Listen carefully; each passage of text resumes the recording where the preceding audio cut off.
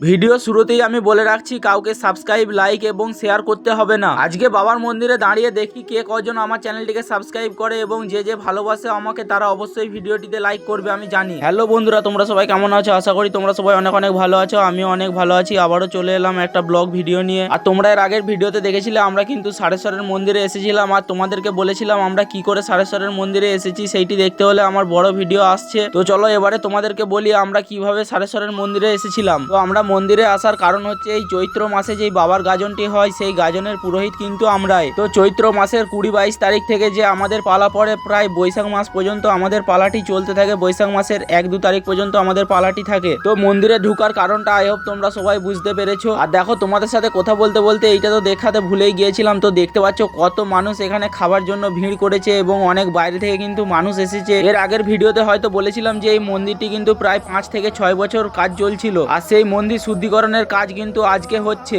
আর আজকে লোকের পরিমাণ দেখে যেটা বুঝতে পারলাম যে গাজনে কিন্তু এরকম লোক হয় না, আজকে যেইভাবে লোক এসেছে। আর খড়ের ছাউনি যে জায়গাটি তোমরা দেখতে পাচ্ছ ওইখানেই কিন্তু মহাযজ্ঞ হচ্ছে। আর তোমরা খালি লোকের সমাগমটা একবার দেখো, মানে দেখলে জাস্ট ওয়াও, মানে এত পরিমাণে লোক এসেছে, মানে দেখতে কিন্তু কাউকে ঠিকভাবে পাওয়া যাচ্ছে না। তো দেখতে পাচ্ছ আমরা এখন গেট দিকে যাবো, তো আমাদেরকে আটকে দিয়েছে, বলছে না যেতে দেওয়া যাবে না। তো তারপরে আবার ছেড়ে দিয়েছিল। তো এখানে যেহেতু আমাদেরকে প্রায় সকলেই চেনে সেই জন্য কিন্তু আমাদের কোনো প্রবলেম হচ্ছিল না মন্দিরের ভেতরে আসার জন্য। তো দেখতে পাচ্ছ বাঁশ দিয়ে কিন্তু এখানে মানুষদেরকে আটক করে রাখা হচ্ছে, মানে এত পরিমাণে ভিড়। আর প্রত্যেকটি জায়গাতেই কিন্তু পুলিশের সুব্যবস্থা ছিল, মানে কোনোখানে কোনো ঝামেলার কোনোভাবে কোনো এলাও করা হচ্ছিল না, সব জায়গাতেই সিসিটিভি লাগানো ছিল। আর মন্দিরে যে কি পরিমাণ ভিড় সেটা তো দেখতে পেলে। এবার চলো তোমাদেরকে দেখাই যেখানে খাওয়া দাওয়া হচ্ছে সেইখানে কি পরিমাণ ভিড়। তো তোমরা দেখতে পাচ্ছ এখানে কিন্তু খাওয়া দাওয়া হচ্ছে। তো এখানে প্রায় খবর নিয়ে দেখলাম যে 80 থেকে 90 হাজারের মতো কিন্তু লোক খাওয়া দাওয়া করেছে। তো প্রায় 1 থেকে 1.5 ঘন্টা দাঁড়িয়ে থাকার পর কিন্তু আমরা খাওয়া দাওয়ার এখানে জায়গা পেয়ে গেছি। তো আগে খাওয়া দাওয়াটা করে নি। আর এখানে যেটা জানতে পারলাম যে